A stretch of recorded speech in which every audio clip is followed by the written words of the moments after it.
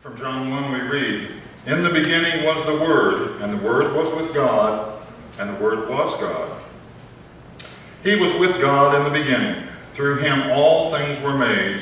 Without him nothing was made that has been made. In him was life, and that life was the light of all men. The light shines in the darkness, but the darkness has not understood it. There came a man who was sent from God. His name was John.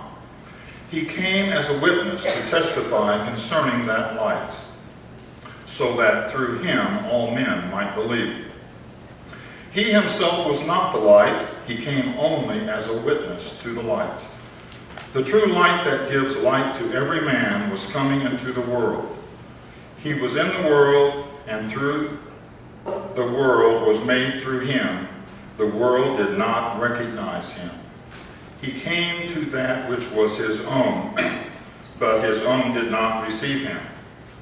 Yet all who received him, to those who believed in his name, he gave the right to become children of God.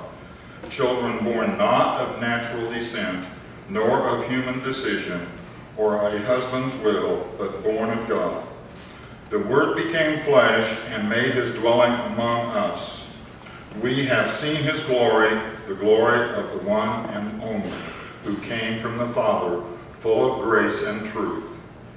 John testifies concerning him.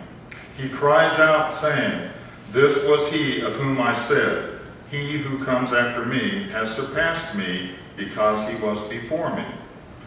From the fullness of his grace we have all received one blessing after another. For the law was given through Moses, grace and truth came through Jesus Christ.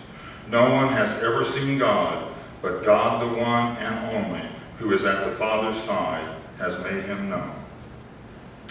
May God grant understanding to all who share his word. Amen. Amen. When I get the chance to talk to young people about baptism, I get this chance about twice a year if anybody comes to the Inquirers or baptism class. When I get the chance to talk to kids about Jesus, I ask them, who is Jesus? From some very young mouths, I hear the Messiah, or Christ, or the Son of God. Certainly they have been talking to somebody, because they know all of the language of the church. Now, it's good that they know the language of the church. But when I ask them, what does that mean? I get this. Stone silence and blank stares. It's like they thought they had a copy of the test and I'm asking the wrong questions. Just the other day, I wondered to myself, if somebody asked me, who is Jesus, would I be caught flat-footed? Would I have a good answer? And even more, would I have a concise, understandable answer that does not use the code language of the church to describe Jesus to somebody who does not know the language of the church? I mean, I have been a baptized Christian for 49 years. Gee, I remember when people who said I can remember 20 years ago were old. 49 is a lot more than 20, so I guess I'm in real trouble. I have been a member of a congregation or a participant in a congregation longer than that. I have a 90-semester-hour degree in the study of, the teaching of, and the practice of our faith. And by the way, does anybody know, or would somebody please tell me if you do, who has and how they managed to master divinity? Because the degree they confer on me calls me a master of divinity, and I don't feel like a master of anything. Certainly divinity. I have even led a Bible study class on a book entitled, "Who is this Jesus?" I guess you could say that I am fairly well versed in the subject, but still, could I give a short, clear, concise answer to the question, who is Jesus? Especially without using the code language of the church. As it turns out, that's a pretty tall order. Having read John's Gospel more times than I can count, having spent an entire semester in a class called Preaching John, we had 16 weeks.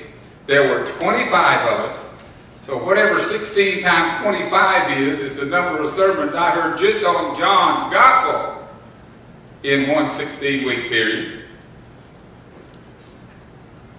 Having lived with John's Gospel for quite some time, I have come to understand, we were talking about big questions a couple of weeks ago. I hope all of you were filling out those things. There are still more outside. I really want to know about your big questions. John's big question that he was trying to answer for those who would read his Gospel is, who is Jesus? With that in mind, let's look back at how he started his Gospel.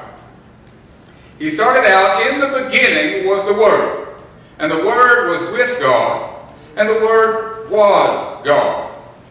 He was with God in the beginning. Through him, all things were made. Without him, nothing was made that has been made. In him was life, and that life was the light of men. The light shines in the darkness, but the darkness has not understood it. Before we look at these verses in any depth, I'm afraid we have to go someplace else and start over, because there's another Greek language lesson that has to follow here. In the mind of an ancient Greek person, to understand something meant to have the ability to overcome and control that thing. If one had not overcome a thing, if one had not mastered it, if one could not control that thing, then one could not be said to understand it. Understanding, for it was not like our heads-up understanding. It was a hands-on thing. If you understood something, you could make it go anywhere you wanted it to. In some translations, in the one we have in the pews here, particularly, and several others, verse 5, I think, reads more correctly, the light shines in the darkness, and the darkness has not overcome it. Because Jesus, the light, shined into the world and dispelled darkness. Darkness did not descend and cover the light of the world. That light still shines. So, in the beginning was the Word, and the Word was with God, and the Word was God. Now, you remember that Jesus was Jewish. All the first disciples were Jewish. And the primary people that Jesus taught and his disciples taught were Jews. The first thing that had to happen for them to be able to convince people that it was okay to worship Jesus was to insist that Jesus was God. Emmanuel, God with us. John, as we heard in the reading, said he had seen his glory. John is the only writer of the gospel who says he had seen Jesus personally.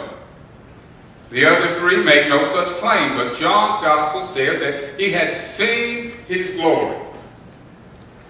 And it was important for him to convey the fact that about Jesus, that the one that he had known in this life as Jesus Christ had existed with God and as God from time immemorial, because that was the only way that any Jewish person could ever be converted to the faith that would follow Jesus Christ.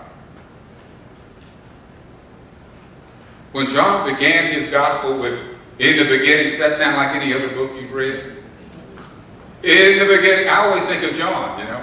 In the beginning was the Word. But in the beginning, God created the heavens and the earth. And that's what John wanted to inspire and recall in the minds of all of his readers.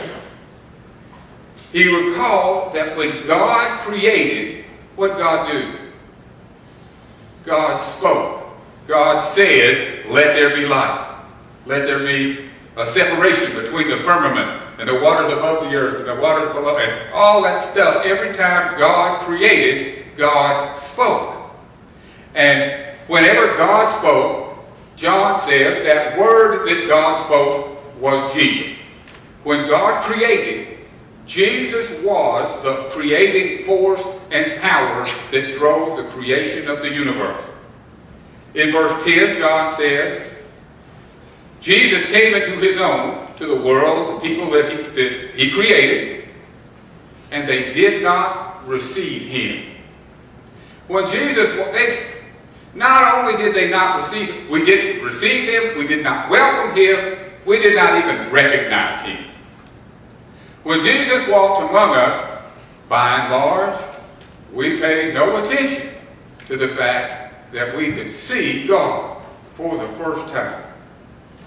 Jesus lived and taught a radical love for all people, and we did not recognize him as who he was. According to verse 4, he was life itself, and a light shining in the darkness of this world, and we did not, I've always wondered if we did not or if we would not recognize him. I wonder also if we today, in a church very much set in its ways, would recognize a radical teacher of love for God and all people. Instead of welcoming Jesus, recognizing him who he was and worshiping him, we crucified him. We, the people who walked in darkness, had seen a great light and turned it out. We did not recognize our God. We judged him to be a radical heretic and a leader of a rebellion against the greatest empire the world had ever known, and for that we executed him. And in that, what was essentially a government-sanctioned murder for the crime of heresy, even our dark and sinful acts could not overcome or understand the power of the light of the world.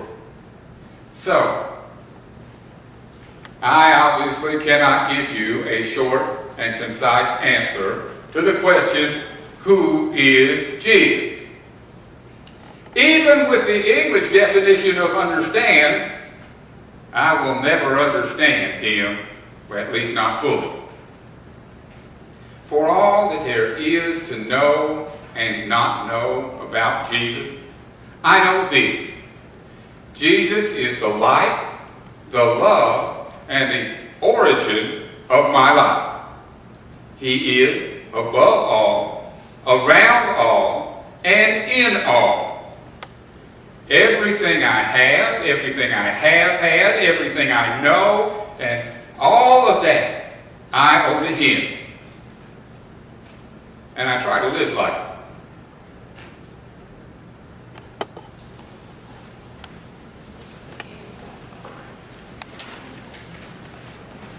If there's one here this morning who is a baptized Christian and not a member of this fellowship, and you hear Jesus Christ calling on you to join together with us in worship and in service, join me here at the front as we stand and sing our hymn of invitation.